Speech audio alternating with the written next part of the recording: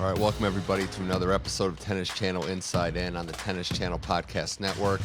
It's Michals from the Santa Monica studios, just days out from the U.S. Open. Joined now on the show for the second time, officially reaching that reoccurring guest status. He loves tennis as much as anyone that I've come in contact with, and doing his best to carry the game forward. Barstool's Eric Hubbs. Hubbs, welcome back to the show. I'll start with this. I mean, we're 4 days away from the slam in your neck of the woods. I got to feel like tennis is in the air, and it can't be much more exciting for you than this exact moment. Dude, this is the best time of the year. Like, this is so good. And, I'm a huge baseball fan as well. The fact that the Yankees are so out of it, now I can just fully lock in on tennis. Like, usually I'm like 50-50 here. And like, this is a big game at night, I can't really lock it as much as I want, or even now I don't care. Like, I'm out. So like, it is full tennis. It's going to be great. I am so excited for Monday to get here. The draw coming out just before we hopped on here. Great timing. Stoked for it. Got some thoughts. Obviously, we'll dive in, but I really thought a really good few Masters events right before this with Toronto and Cincy to talk about as well. But I am so excited, and the Carlos hype. Obviously winning Wimbledon and then the clash. It's just everything is at a peak right now, and I feel like it's so perfect for the U.S. Open to happen right now. Like, even casuals are like, all right, when's he playing? Gotta see him. Yeah, and just a quick follow-up. It's funny how the cycle of sports work with New York City fans particularly. Now they're more worried about, Giants and Jets are like, hey, we got good football teams. Let's hope the final doesn't confirm with that. But unfortunately, your Yankees are kind of in a no place for taking your attention, at least. But I hate that the U.S. Open final is when it is. It's so tough because it's the first week of football. It's like I never have a problem watching it. It's for the casuals. Like, it's never, I'll get multiple screens going, no problem. It's for the casuals that can like really grow everything. It hurts. Yeah. I have and just an aside, you made me think of something funny. Years ago, when it was Serena and Osaka in that U.S. Open final where all that chaos happened, I happened to be out at a bar, college football time. I've never seen this before, probably never since. They switched the sound to the Serena Osaka stuff as that was going on in a college football bar, which shows you Serena's power, but also it takes a special moment to take football away from the American people. Oh my God. That was such a where were you moment. I feel like it's just like, I remember watching it, without sound, and then it started to like really go crazy. I was like, what is happening? Like, why is she crying? What's happening? What is Serena? It was unbelievable. Same exact thing for me. You mentioned that Cincinnati final, Djokovic Alcaraz, and it was another edition. They just can't play a dull match. They can't play a quick match, even though it looked like it was going there. Djokovic tops Alcaraz to win the final in over 3.5 hours, the longest final in 3-set history in these Masters events. And Hubbs, I'll start with this. For Novak Djokovic, a guy who was on his way out in that match, it seemed like the heat was getting to him. He was tapping out physically, which we never saw. He just found a way to win, and I marvel at that. It's so simple, but yet so ridiculous that you're playing the boy wonder, the prodigy come to life, and you find a way to win against a guy who hit over 40 winners, who was playing flawless, who didn't give you much of anything. It's just a testament, again, to the brilliance of Novak Djokovic. His mental game is just so unmatched by, I think, any athlete outside of maybe Tom Brady would be the only other athlete I can think that could match his mental game and not get rattled in any moment. And like you said, like, he was having a heat stroke out there. Like, and I think sometimes he embellishes a little bit with injuries and, just try and gain some sort of advantage over let the other side maybe think about it while he gets himself together. I generally think he was having problems with those conditions. It was very hot, very sticky. Carlos was thriving in it. And man, all it does is take like one little moment and he just like flips the switch. And once he flips the switch, usually no one can match it. We finally have someone outside of the big three who can match it. And I think it is such a treat that Djokovic is still being in his prime here for a few more. No one sees him going away unless he wants to go away, which I don't. I think now this will keep him going. But I think him at his peak prime still here, to be forced to go to 100% almost out of the gate against Carlos is so much fun. Like, he's being pushed to his absolute limit every time he faces Carlos. and we just haven't seen anyone outside the big three, like Medvedev here and there, but like it not consistent enough. Maybe a Zverev for a few sets. All these guys don't have the mental game. Carlos has it, so I just think that it's so good for the sport and so fun that Novak needs to be pushed to these levels, and we can see it so much. The mental and the physical game too that you need to compete with this guy, and that's what Alcaraz has. There's so many things that happen in this match that we don't see. It's like this is the extra, this is the God mode level of tennis that we're only going to see when these two play. Number one being the mental side of Djokovic. You mentioned how tough he is. I completely agree. It's like Jordan, Brady, Djokovic. It's Jordan's a good one too. Yeah, Jordan. Yeah. But he figured out a strategy. I was thinking about this too. No, he never really lost multiple times to the same player. Other than Rafa and Clay early and throughout, he would always figure out a way to adjust and make differences. The serve and volley tactic, which everyone said, why don't you serve and volley? Well, it's a little tougher than it looks, but he switched up his tactics. He wasn't letting Alcaraz drop him, and he went huge on second serves in that match. He had one break point down where I thought this is as big as I've seen him go on a second serve. Yeah, I think it was like over 120 miles an hour or something. That's another thing though. You don't see that come out against anyone else. He has to go to that level against Carlos. That to me is so much fun. It is also so crazy to continue to realize Carlos is only 20 years old. But it's like when Djokovic gets an advantage and he has match points serving it out, he never gets broken. But he did in this match, and Alcaraz kept fighting. It was good to see. No, look, from the Alcaraz perspective, it's a learning moment here. He did not play as crisp and wasn't as locked in during that second set. He kind of dipped a little bit, but he fought back. He put him at 42 winners is remarkable. And the most important thing, Hubbs, he did not have the physical issues, other than the fact that he's playing 3 hours and 40 minutes, which both guys were wearing down, which they should. But the cramping thing seems to be in the rear view, and that's the most beautiful part of all this for me. Yeah, and if you also think about matches leading up to that weren't easy at all.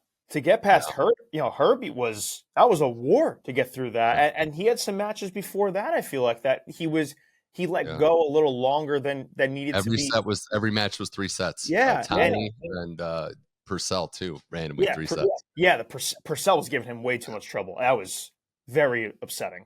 But the body held up, and I think that's huge. And yeah, maybe you said he wasn't as crisp, but I do still feel they're Masters events. They're huge.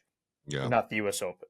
So they are at the same time as important as, and that Djokovic said it. That felt like a slam title, like the feeling around the atmosphere around like that. He ripped his shirt and dropped to his back. Like that's a slam reaction. Yeah. And how crying, also a slam loss reaction. That was crazy. That's the first time we've ever seen that from him. But I like that. Like, show emotion. I'm all for that. But at the end of the day, for Carlos and for Novak, but I think this one a little bit more than what I'm about to say. But I feel like for Carlos, these are still tune-ups. Those were tune-ups, and they are to get him in physical, condition on this surface. Transitioning away from grass to get ready for Queens. And I think at the end of the day, I'm not going to take two. I love that he gave him as much fight as he did, but I still like his chances. If they clash in the U.S. Open final, which God willing, I hope they do, because it will be probably one of the more watched U.S. Open finals in a long, long time. Yeah, and we can talk about a lot of different sides of this. I said before we went on that this is the closest thing to combat sports, boxing or UFC, because in tennis you have to get through the draw to keep making the matchup happen again. What we're seeing is two guys at different points in their careers, but they're making adjustments each time they play each other.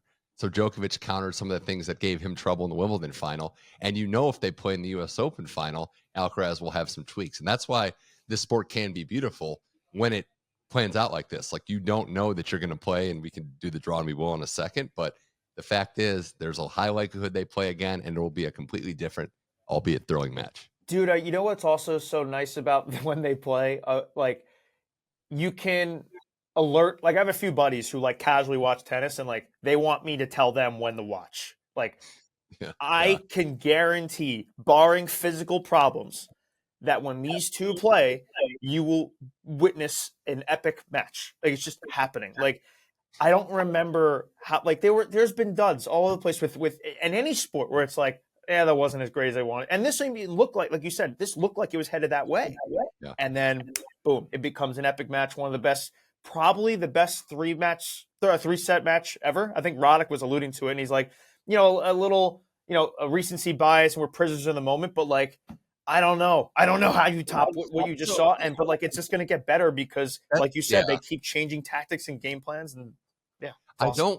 I don't want to push back too much because it's right up there at the top of the 3-set list, but I do think sometimes we conflate drama with the highest and highest quality. I think the conditions might have limited some of it. And I don't want to denigrate some great matches we've seen. Kyrgios Federer at Miami that one year. That was great. Yep. Djokovic Nadal played like a 4-hour match on clay. Rafa and Federer played a match on clay as well. So I would have to get the look. I would have to rewatch the tape, but it's up there. It's up there. Yeah. Yeah. More with Barstool Hubbs here on Tennis Channel Inside In as we gear up for the U.S. Open. Got to talk about the women. Coco Gauff had her breakthrough in Cincinnati also. The American women go back-to-back with Pegula winning Canada, Coco winning Cincinnati. Both of them, Hubbs, it wasn't about necessarily what they won, but who they beat along the way. Both went through Iga in the semifinals. And for Coco, I mean, the numbers were glaring. 0-7, 0-14 in sets, and she finally gets it done, and she finally looks, I say finally, but like a legit major contender. I don't know what's happened. Maybe it's experience, but she just looks so different right now. And I'll tell you about that Iga match. So I was in Atlantic City for one of my buddies' bachelor parties that weekend, and we were heading to a pool party. And me and my buddy see that they're about to play, and we want to bet on some tennis. So we check the lines, and it just felt like a Coco match. And we go check her to win a set. And she was minus 130, I want to say, to win a set. And the whole stats behind heading into that match. 7-0 head-to-head, 14-0 in sets. And she's favored to win a set? So we take that, we dab a little on the money line, and boom. What do you know? She comes through. The second set, Iga started to figure things out a little bit more. But the way Coco battled in that first set, down 5-3, and to just completely, she was on Iga's serve pretty much the whole match. It just comes down to whether she can, because Iga's the best returner maybe in the whole game outside of Djokovic. Like that's how she break like 48% of it. It's something insane that she's a sicko. But the fact that Coco was like holding her own with her serve after that point, like that is such a big mental block to get past. I feel like that will help her at the U.S. Open. Just like, man, getting through those beasts. And then Mukova, who no slouch, she's not Iga, but she's no slouch. And she, Coco handled herself very well there. And Pegula did the same thing in the previous tournament. It's nice to see. I would love for Coco to break through here. I think that would just add to the, because last year you have Tiafoe get to the semis, and that was the American story. It'd be cool if Coco did that this year. It certainly would. And that match with Iga didn't. It wasn't like she didn't show up. Like No. That was the other good thing is that Iga battled back. She made it work. And I know a lot's been made about Coco working with the new coaches, Brad Gilbert, a part of the team. I think the quote, and we can debate and nitpick. We won't really know what differences he's made. But he pointed out something brilliantly. I mean, her forehand struggled, but people almost forgot about what she can do, which is move at an unbelievable level, put every return in play. She finishes at the net, which is a rarity on both tours. I would put her in, and the draw came out, and I know she is a Iga section, which we'll get to, but she's coming into this tournament with confidence, and we know that outside of the very top seeds, it's not about that number by your name. It's who's playing well going into this, whether it was Emma Raducanu before she won, Andreescu before she won, even Sloane Stephens. Right. Coming in with momentum can really lift you places. And I'm with you. I think the pressure of playing as an American can sometimes get to players if they haven't done it before, if they're not used to the spotlight. But she's been a pro since she was 15 years old, so I don't really have those concerns with her. Yeah, she's been around for such a long time, but she's still not old. Like you've heard her name for so long. And, it comes with the expectations of the early runs that she was making. And it's like, it takes time for everybody to do this. Like she just happened to start really young, but that shouldn't be a penalty against her. The fact that she's rounding the form right now is beautiful to see. And I actually haven't, I'm going to find out. I'm reading through the women's side right now. I only looked at the men's so far, but that is very interesting. She's on the same side as Iga. That'll be fun. So before we get to the draws, I had one other player we have to talk about because you know him and I've gotten the chance to talk to him. But Tommy Paul is looking like a legit problem right now. And not just for the game, but for the number one player in the world, Carlos Alcaraz. We were on the same wavelength because I saw you tweet that out. This is not someone I think Carlitos, he doesn't fear anyone, but maybe that he doesn't want to see. Because it's crazy to say that he can match athleticism with Carlos Alcaraz, but there's Tommy Paul pushing him again. outside of Djokovic, like Carlos is looking at draws and be like, when do I play Tommy? Like that's just what's happening right now. He's like, I don't want that. Can someone knock him out before he plays me?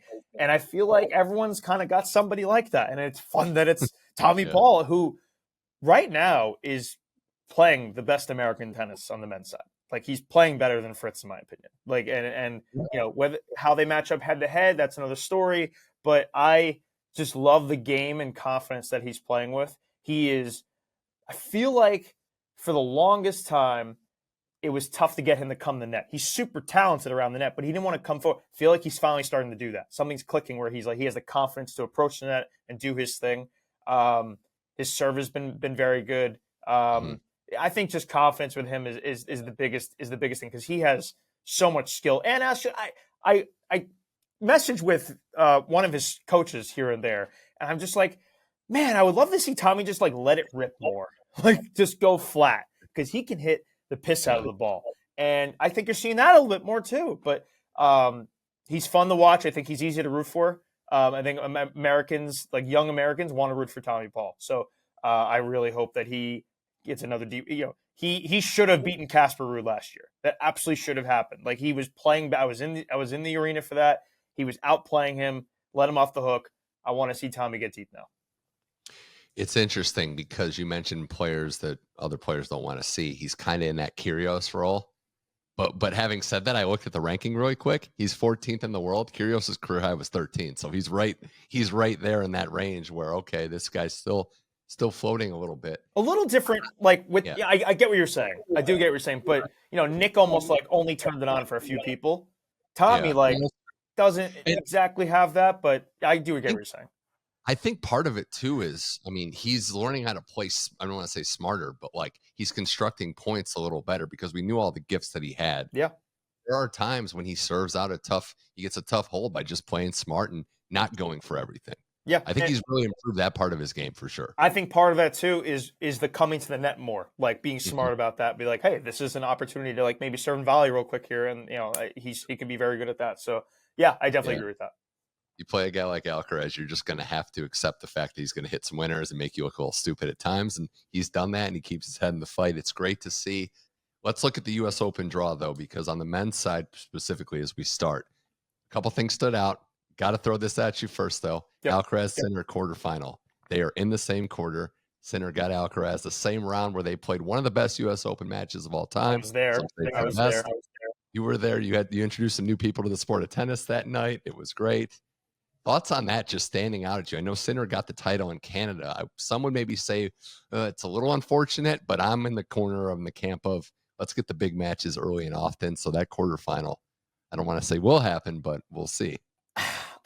I wish it wasn't. I want Carlos to get to the finals personally, and like Sinner's a guy who can stop him. Sinner's a guy who gives him fits. Zverev also don't sleep on Zverev. He's giving Carlos some fits also, and he's playing good tennis. I feel like.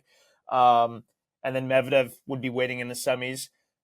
All that leads is Djokovic is going to cakewalk to the finals. So that's So the first thing is, before we get to Alcaraz, Djokovic did. I mean, I hate to say, and you can do the same with Iga, a straightforward draw versus an easy one. But Djokovic doesn't have the landmines. That's safe to say that maybe Alcaraz or other players do. Right. Like you're looking at Tsitsipas, who I don't really like how he's playing, and I don't think he mentally can just beat Djokovic right now. Rune has looked terrible of late. And Ruud, I don't really think he can handle Novak on this surface. So, if he loses a set, almost I'd be surprised. Like to get to the finals, like that's how easy I think this is. I don't think he's gonna have with the way he played in Cincy, the way he looks. That version isn't gonna lose a set into the final. Wow. Well, I mean, it's hard to nitpick that based on the draw and based on who's there. I will say, as a follow-up question to what we were talking about, Carlos Alcaraz just taking the draw and seeds out of it. If we put Djokovic as the most likely to beat him, who would be your other two if you were Alcaraz that you would say, okay, these are the guys that could take him out if it's Djokovic 1, 2, and 3? So it's not going to be Koepfer, obviously. It's not going to be Lloyd Harris, who I feel like hasn't played Slam in a little bit. I haven't seen his name in a bit. Dan Evans has played some very good tennis, especially on the hard court of late. Just like very, very locked in. I could see him giving some fits, but I just feel like Carlos can break his serve at will. But Dan is a really like frustrating guy to play. He'll just slice you to death, and you just get bored out there. And but Carlos has the ability to just kind of overpower that. Then you get a little further. Nori, I don't give him a chance. Kokonakis, no. See, none of these guys I don't think are landmines. So we're looking at the Murderer's Row not really starting till quarters, so he'd have to go center, probably Medvedev. Yeah, like I don't think until that point he's going to find any trouble until he gets there. I would say that's not great, but we saw last year he won like 3 straight 5-set matches, and then won the title in 4. So to be young and to be in that kind of shape is one thing, but yeah, the interesting matchups for me as we look at this draw are some of the potential 4th round ones. You mentioned Tsitsipas. We could see Tsitsipas Fritz in round 4, and that's pretty good. And you know that Fritz just needs to get over those first few matches. I think he's someone that hasn't had this moment. He needs it. If he gets to round 4 against Tsitsipas, that could be his time to perform. I'm so nervous for Taylor. I'm just like he needs to win a few matches here. Like we can't have. Did he lose to Holt last year? Yeah, first round. That can't happen. I was like I had just gotten to the complex and like was standing on the very outside of that court, and it's just like that. We can't have that again. He gets Steve Johnson to start. That's got to be just a murder. Like we just got to murder Johnson there. I'm sorry, he's a fellow American.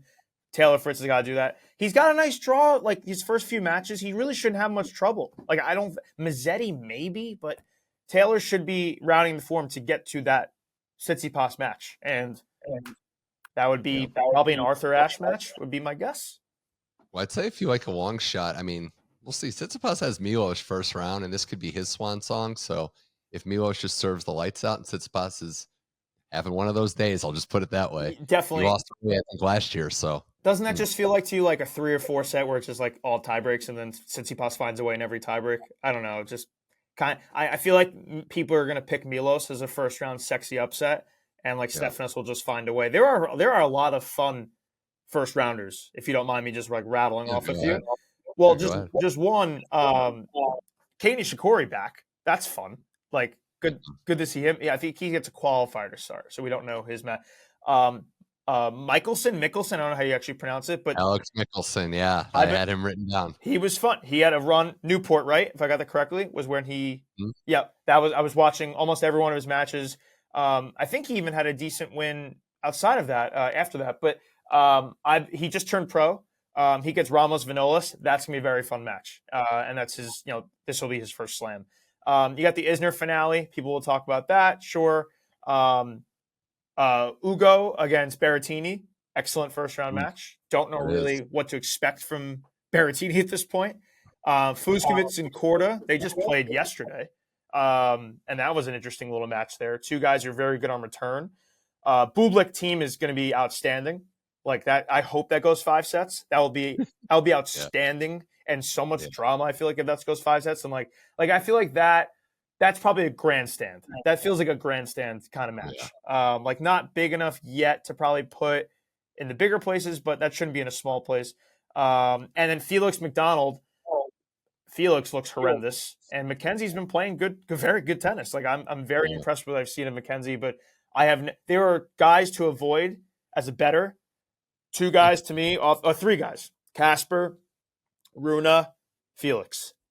No go. I think those guys are going to have very mysteriously bad lines, like low lines, and they're going to get out very early in this tournament.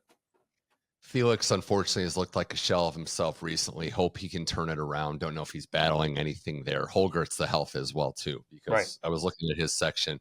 If it's him and Tommy Paul in the 4th round and Holger's feeling good, that's a heck of a match, but we'll see who can actually get there. And, upsets do happen. Yep. Speaking of that, I mean, Francis has the pressure hubs of last year's run. A lot to live up to. We know he likes the bright lights. Would be fun to see him play. I know Casper is the seed. We'll see what happens. But if Korda can find his footing, you can get an all-American 4th round matchup, and the crowd will eat that up. But I'm a little not worried, but I want to see how Francis reacts to. Okay, time to follow this up and see if he can get back to the quarters and beyond. This is his time, though, man. He loves the U.S. Open. He loves the lights. He gets his athletes there. Jimmy Butler is going to be there, and Bradley Beal and all that. Like all his boys. Maybe Kevin Jimmy Durant. was playing last night. Jimmy was playing tennis last night. Jimmy was there last night. I don't think he's going to feel pressure. I think like this is his environment. He thrives in this stuff. Like this is Francis's tournament. Will he ever win it? That remains to be seen. I think probably some luck would have to go his way to actually get to the mountain there. Like maybe a Carlos injury along the way. Djokovic, whatever, gets out early. But yeah, I don't. I'm not worried about him with nerves. I think he's going to get a spot in the round of 16. Like he will be there, no doubt. Korda, I want Korda. I watched. I think he's playing literally right now. It might be in a rain delay against Gasquet. I just want him to get his wrist fully, at strength and because he has so much capability and talent. But I feel like he's having a little bit of a rough go getting footing and confidence, and similar to like team, but hopefully not to the extreme of that. But yeah, Sebi, I want to get on a run. He had a great match last year against Tommy at Grandstand. I was there for that. That was cool. They had a little run in it, I think, at the net after the match. I don't know if they ever smoothed that over, but I know that was very interesting. That would be a fun little rematch if that somehow happens. But yeah, no, there are a lot of American men to be excited about in this tournament, as there were last year. I'm pumped for it. It's going to be a blast to see. I did want to give some love too, because it is, Isner's last tournament, and he goes under the radar for what he's done for the American men's tennis side, especially. But he's the all-time leader in aces in tennis history, was number one ranked American from 2012 all the way to 2020, and was in the top 20 for a decade. But the thing that stands out to me, Hubbs, the most is that his peers respected him. He was that mentor for the younger generation. Didn't seem spiteful. He almost seemed grateful and, generous that this next generation was taking the baton. So props to Big John on a long and lengthy career. Yeah, not one of my favorites, I'll be honest with you. A fairly boring player to watch, but fun to bet on if you're trying to take an over and he's getting to tie breaks. So that would be always good. No, he seems super, super, super nice. I never actually talked to him or anything like that. But yeah, like you said, respected by a bunch of his peers, carried the torch of like American tennis, like while Roddick faded off, I feel like for a little bit fun to see his early matches. I went back and watched, I think recently, one of his first ever U.S. Open. He upset somebody. I can't remember off the top of my head, but he beat Roddick one year. Yeah, that might have been it. I feel like there was one more, but whatever. He was very, very fun when he first came on because of the serve. Everyone was like, "What is this? Who is this guy? How can you serve like this consistently, this tall and all that?" But yeah, I wonder if you ask him like, "Hey, dude, would you sacrifice like 3 inches on your height to be like a little bit more mobile?" Just to like give yourself like a legit chance here at a slam. I wonder what his answer would be. Like, would you take this career or like gamble with like being a little shorter and maybe having more mobility? But it is what it is. Long career. It'll hopefully he wins his first. I want him to win one match at least. Have like the. Do you think they're going to put him on Ash for a final tournament? That's a close one. Maybe not. I mean, it might not be the first round, but we'll see. Maybe if he wins one, then they do the second. Yeah. But I don't know. He's American. People revolve around. They like that stuff. So, yeah. Who's else?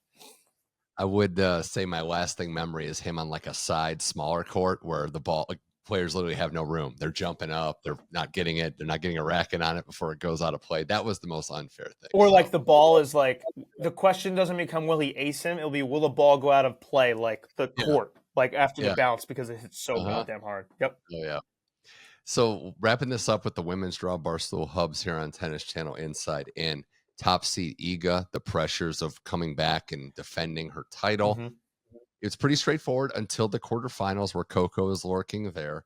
But there is some intrigue. We haven't kind of fully merged into a big 3 era. Sabalenka's looked a little shaky. Rybakina's around, but has had some slip-ups. Ons Jabeur, can't she get back to the final of the U.S. Open after just a brutal Wimbledon loss?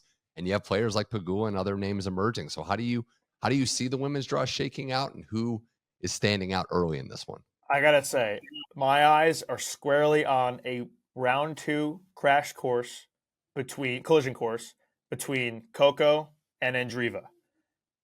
That is going to be fun. Maybe Andreeva's lost a bit of some fans after some recent remarks or I forget what it was, but that Coco Andreeva match is going to be a firework match. I am very much locked in there. A few other things I'm seeing here. Rybakina against Kostyuk could be a little fun. Kostyuk always kind of poised for a little bit of an upset maybe. But yeah, like you said, that Iga Coco collision course, if Coco gets past Andreeva, will be great, especially coming off of what we just saw in Cincinnati. So that would be I think what we need. Like that would be an appointment television, appointment TV type of match. I had a couple quick things. One, it's great to see Jen Brady back. She won a match or won a couple, I think, in Canada. So it's good to see her back in the mix, former semifinalist here. I've always felt like, a player looking at the draw, because you see Kvitova, other names there. Belinda Bencic might be one to watch. I've always felt like she's rounding into maybe a moment. The Sabalenka thing is so interesting because I keep bringing her up. Her game is amazing and I think has the top ceiling, maybe even more than Iga, but what will happen in these moments when her serve starts to get away from her is fascinating. And then the last thing I would say is just Pegula. Glad that she won Canada. She has to get by the quarterfinals. Has to. She's like 0-6 or 0-7 in her career. We've just delayed the question here. Can it happen? And she could be one of those players that once she gets by the quarters, wins the whole thing. I will say, though, Svitolina lurking in round 3 is not the greatest matchup, I feel like, for her, with especially the way Svitolina has been serving post-pregnancy. Like, just, I don't know how she just developed this much better serve while she was sidelined for that long. That is crazy. I'm looking down the list. We didn't two people we didn't mention. Venus Williams is just still playing tennis. She gets Badoza round 1. That could be interesting. Venus is like one of she's looked like for a 43-year-old, 42-year-old, whatever she like. Oh, the fact that she's still like in competitive points is crazy. I think this could be competitive because Badoza hasn't played. She's just has not played. That's true. What has her injury been? That's a good one. Is it just dating Tsitsipas? Yeah. Oh no.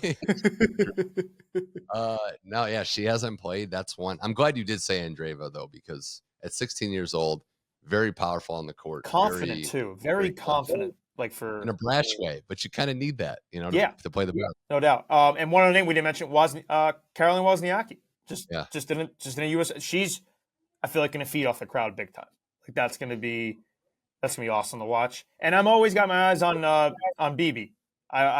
She's just so much. She's won this before, and her results haven't been consistent, but she's got a collision course for round 2 with Layla potentially, or Alexandrova. So there's a lot of fun early matches here, no doubt. But I feel like we're all locked in here on Iga Coco. The thing you did say about Pegula, I kind of compare that to what I see with Fritz. Like these guys, they gotta show up here. Gotta show up at the U.S. Open. So. You do. You definitely do. Andreescu's been so close in a lot of ways in some of these matches. It wouldn't surprise me if she put it all together. Very last thing before we wrap this up with Barstool Hubbs. Novak Djokovic, getting back to him. He's back in America, back at the Open for the first time since 2021 when he lost to Medvedev in the final to go for the calendar slam. I'm just curious, as a New Yorker, what do you think that crowd reaction is going to be like for him? Coming back, a little older, and no Rafa or Federer is the other point. Which I think I may have told you this last time. Like, I feel like he was made the villain just because he was always beating those guys. Now now it's just Carlos, but you won't see them till the finals. So I think he's going to get a rousing applause. Like I think it's going to be a very warm reception, and he's going to feel weird about it. And maybe that leads to him losing early because he's not used to people cheering for him. I kid. But I think he's going to be, warmly received, no doubt. And I feel like he says the right things about New York. Like and we feed off that. If you just say nice things about us, we're in. Like that's really just what it comes down to. When Leylah Fernandez lost to Raducanu and she gave that speech to the crowd, she won over New York forever with that. She doesn't pay for anything here because you just said one little speech. We're so quick to change our minds, but I think he's going to be warmly received. I will say, as a closing remark, and it's a little scary for the game of tennis, but as we see when Carlos plays Novak, the sport relies on these two so much that if they don't meet in the finals, it will be a massive disappointment. Even if it's Medvedev Djokovic, which has intrigue, obviously a rematch, like that would be nice. It's not Carlos Djokovic. We need Carlos Djokovic. Like, it just has to happen. And if it happens, it will be unbelievable. It will be the rematch of the last slam, Cincinnati happening. I will say one guy who has everything to lose, and we talked about Tiafoe, poor Casper is about to plummet in the rankings. Yeah. He's such a nice guy. I feel like, but you're not getting the finals this year, man. I'm sorry about that. But going back to my original point, if it ain't Carlos and Djokovic, it's gonna be a disappointment. So I really hope there's no early upsets there. You mentioned the New York crowd. They can forget early. You can win them over, too. Look at Daniil Medvedev. Yes. He went from heel to cheered reaction in the same tournament. Hubbs, this was a blast. Who do you have? Do you have Djokovic winning it, Alcaraz? And what do you see the women's side going? So I bet Djokovic in the Cincy final over Carlos. I thought the line screamed him. I thought everything just was pointing to his direction. I like Carlos to beat him. I'm just gonna pick Carlos. Like I think, like you said, the game planning, the chess match, the boxing match. I think he's got such a good coach on his side that will be able to change up the tactics and rattle him. And I got Carlos there. Women's side is so wide open. I feel like, man, I'm going to take Coco for everything I've said. I think it's such a chalk. I feel like everyone's taking Coco, but I like the way she's playing, man. I don't trust anyone else. I feel like to get to that point. So give me Coco and Carlos, and we're gonna have the best U.S. Open in a long, long time. Well, that I don't like if everyone's picking Coco over. I just feel like everyone sees it like they're seeing like, oh, she just won this. She's serving. Oh, absolutely win the tournament. I just say from the ego spot, like, let's not forget how good she is if we're gonna, right. But if there is a place, I feel like you can get her here. Yeah. You can. This isn't the French Open. No, for sure. You can get. Although, yeah. So I'm stoked for that. I'm stoked for everything. This is the best time of the year, man. Football too, all that. That's great. But U.S. Open these 2 weeks, I am locked in. And give me late matches. I know the players don't like them, but I love them. I love when I'm there and I get to go down to the lower level and sit 4 rows. Oh my God, that was so good for Sinner Carlos last year. I need to do that again. It's the very best. Eric Hubbs from Barstool Sports. Thanks for coming on the show, and thank you again for taking time. I know Barstool's blowing up, and I know you guys are, congrats is in order. You had the awards show back to privately owned. Congrats on everything you guys are doing there. It's fun to follow from the outside. Thanks. Didn't get myself in trouble last night. So that's nice.